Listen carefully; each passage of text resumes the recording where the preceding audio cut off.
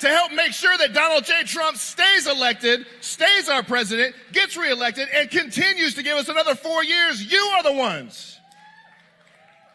I believe God appointed him, chose him, but we're the ones that have to put in the work. Are you ready to put in the work?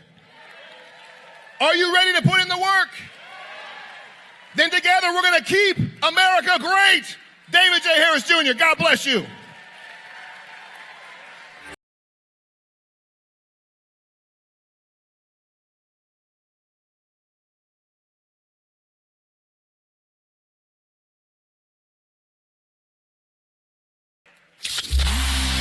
Ladies and gentlemen, without further ado, please welcome Army veteran and political activist Rob Smith.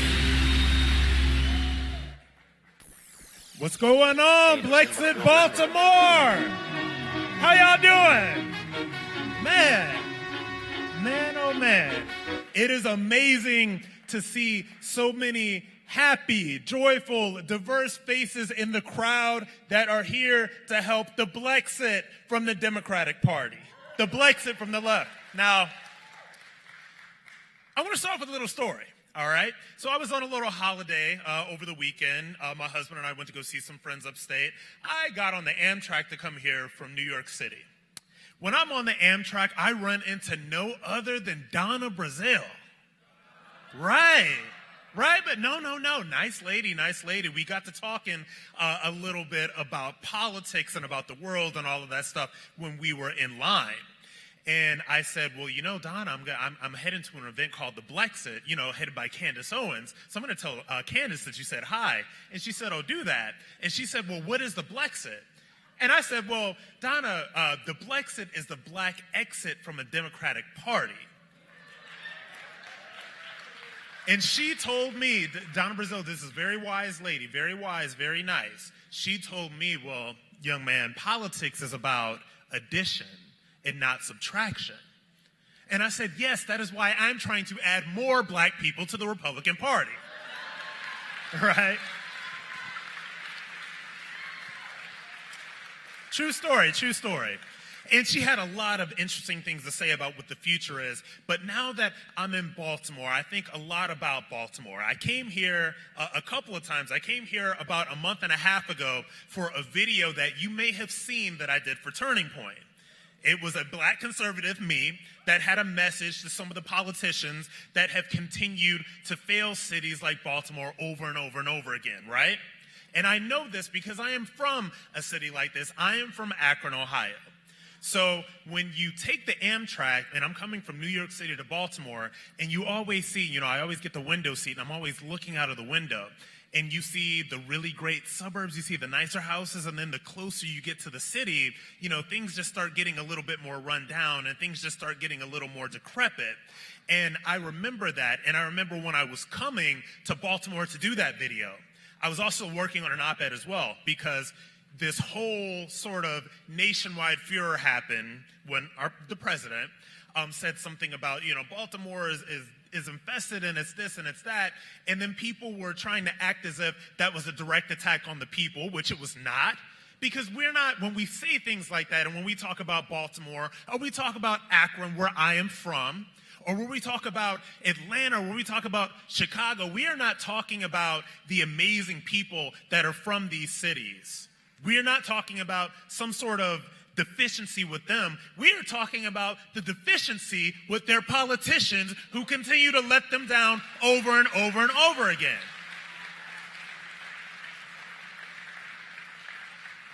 So when I did that video, I was angry, and I don't use a script. Nobody writes what I say, and you know what? Let me just shut that down right now. There is nothing that comes out of Rob Smith's mouth that Rob Smith does not think about or write before he says it. All right, so let's make that clear. So when I got to Baltimore and I did that video and I was saying all of these things, this is what I felt. I was with a production crew for Turning Point, and they were doing the video, and we were just walking around some of the neighborhoods in West Baltimore, and we were walking around some of the bombed out brownstones, and we were walking around piles of trash, and we were walking around all these different things, and for me, it just made me angry. And it made me think about what my hometown, Akron, Ohio, looks like when I go back. Because when I walk through Baltimore and I see a place that has had their people let down by politicians who don't care, who only care about money, who only care about power, who only care about notoriety, who only care about being famous, when I see that, I think about what it looks like when I visit my family in Akron, Ohio. I'm going to be back in Ohio in a couple of weeks. My grandmother's 85 years old, and she is finally retiring fully. She's done worked her entire life.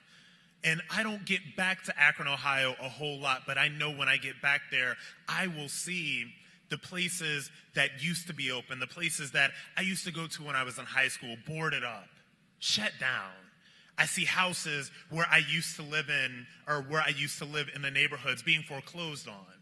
I see people that don't really have a lot of hope, people that don't really have a lot of motivation, people that don't feel like they have control over their lives. And that was the energy and the anger that I took in me when I did that video about Baltimore. And when I say things like that, like I said, we are talking about the politicians. We are not talking about the people, because the people know that politicians have failed them. The people know that it is time for a change. And a lot of the people that are BLEXITing from the left are realizing that those policies just don't work for us anymore. And maybe they never really did. You know, I call myself America's favorite black gay Republican. It's a joke, haha, it's funny. And I get a lot of crap on social media at all times. I think I commented on Candace's Instagram today, and somebody said, "Oh, black gay Republican, GTFO, like, you know, get out of here." And I'm like, you shouldn't, just because this is who I am and I'm a Republican or I'm not on the left doesn't mean I am insane. What is insane is you continuing to vote for the same policies over and over and over again that are getting you absolutely nowhere. That's the definition of insanity. Now, when we talk about leftist policies that are destroying cities, I'm not just talking about Akron, Ohio, because that's where I'm from. I'm not just talking about Baltimore, because that is where you all are, and that is where we're at right now. I'm talking about all of these cities across the country. I'm talking about New York City, which is where I live right now. And if you ask anybody about leftist policies, if you ask anybody about the failure that leftist policies and lazy politicians bring to city, they will have 3 words for you: Bill de Blasio. All right? Because I have lived in New York City for 11 years. I've never seen so much homelessness. I have never seen the public school system worse. I've never seen so many people that don't feel like they have any options and don't feel like they have a choice. So for me, giving up the leftist policies and coming over to the right tells me that I have a choice. And when I see people from social media that are black or gay or Latino or Asian or whatever, any other quote-unquote victim group that was told from time and time again that they are not supposed to be on the right, that they are supposed to be safely on the left, when they come to me and they see me making that change, it makes them more motivated to make that change as well. When they see, it makes them motivated to make that change as well, right? And so when you're out here rocking your BLEXIT gear, wearing your Keep America Great caps, or wearing your Make America Great Again caps, and wearing them proudly, know that there are so many other people out there that do not feel or is not as bold as you are. They're not as bold as you are to wear your political beliefs on your head or on your chest or blast it out to tens and thousands of followers on social media.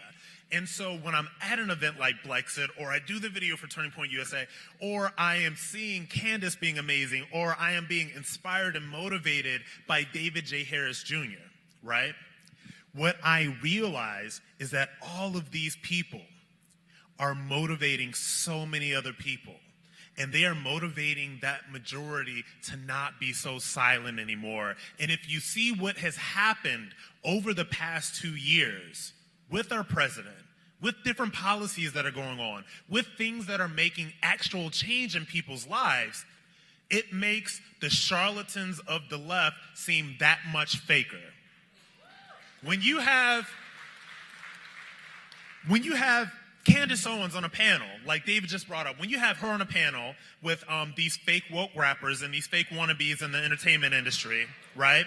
When you have her holding her own against these people, it's because she knows the truth. Like I know the truth. I was on Capitol Hill with Candace and David and and Brandon Tatum, I believe, lobbying for the First Step Act for criminal justice reform.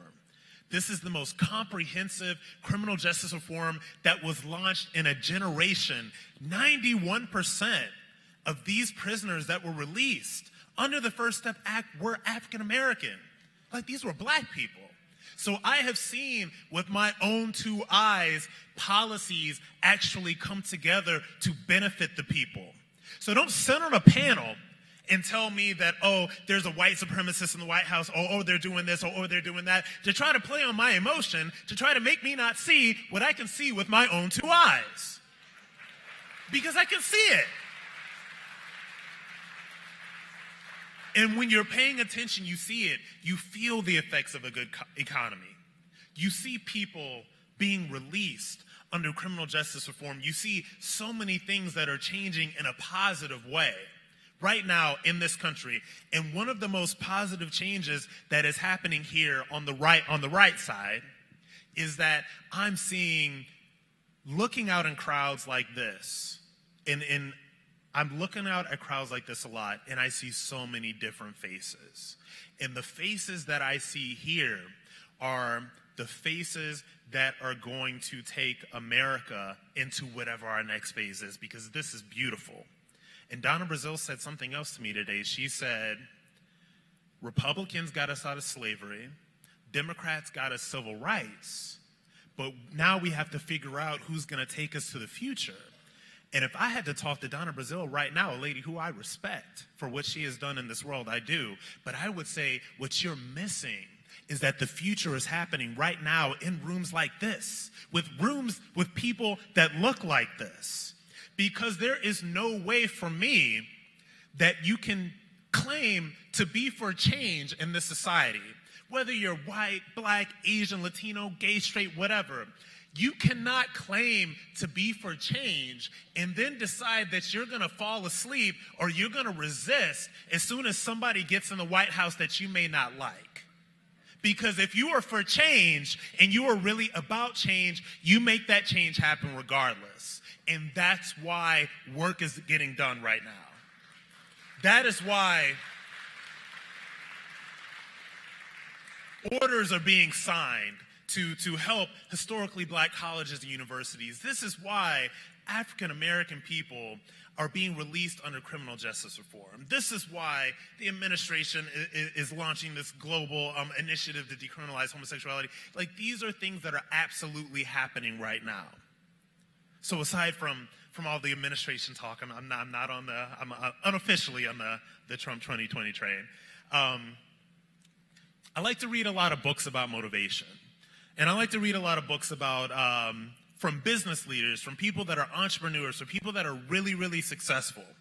And I was reading a book right on my way upstate, and it introduced a really interesting concept to me. And when I tell you about this concept, you will realize how adept the left is at manipulating this concept. And what it's called is the internal locus of control. Now, if I can explain this correctly, it basically just means like this. People that are highly motivated in their lives to succeed are that way partially because they have an internal locus of control that makes them feel in control of their life. So if I feel like I am in control of my life and in control of my decisions, I will be more motivated to succeed. And one of the case studies in this book is the Marines going through the, whatever the last thing it is that they do in the Marine basic training. You know, I'm an Army guy, so, you know, I did infantry basic training. I can tell you all about that. I'm not a Marine. But one of the case studies they use is the Marines, and they say that what they're trying to do is to not build these soldiers and build these people to just be robots who just take orders. They're building these people to make decisions. They're building these people to always recognize the fact that they are in control. And when I made my change over to the left, when I BLEXITed, when I moved from the left to the right, when I did all of that stuff, and I look at leftist policies, and I look at leftist politicians, what I realize is that every single thing that they say that is going to quote unquote help people is based on removing that motivation and removing that internal locus of control out of their lives. Student loan debt forgiveness, right?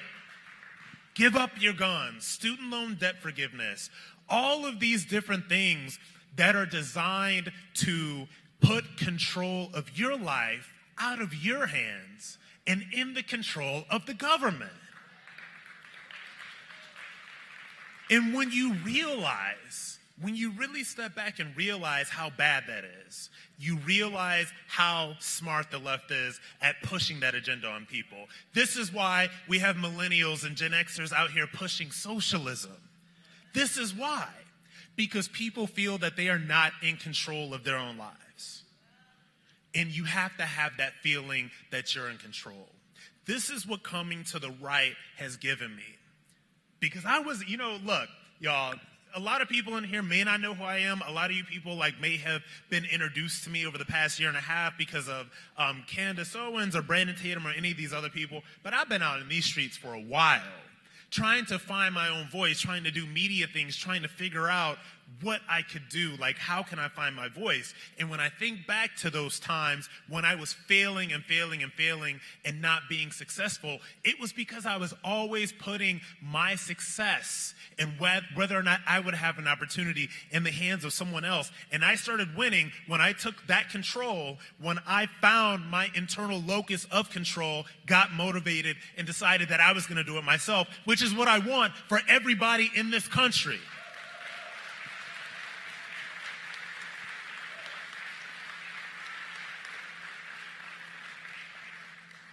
Because look, guys, at the end of the day, we're all on the right in here, but at the end of the day, it's not about right or left or Dems or Republicans or anything like that. We all need for America to succeed because this is the greatest country on earth, right? And we have to work together in order to make that happen.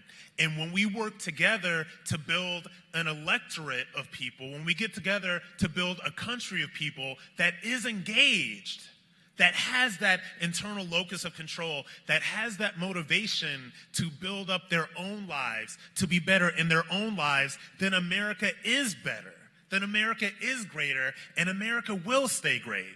I think sometimes that we don't talk enough about the effect that the recession had on millennials and on Gen Zers. Because what that recession told a lot of people, I have a theory that you deal with that recession in two different ways. Either you think that, I'm screwed and I just need a bunch of free stuff from the government, so I need the government to repay my student loans because I made the crazy decision to get some gender studies degree, right? So I need the government to pay off my student loans. I need free health care from the government. I need free. And they're not worried about paying taxes because they're not out here building anything. So they're certainly not out here really even worried about working, right? And so you had two types of people that came from that recession. You have people that want everything and people that realize that you have to build, create, and work for everything that you have. And what I want to do right now to wrap this up is I want to say that I've BLEXITed. I have made my decision to come to the right. My life has gotten better when I started to embrace the core of these lessons that I've learned over the past couple of years. And even though some people are very, very on the wrong path, this will not be a socialist country. But if we make sure that we engage everybody, that we engage the people in our backyards, that we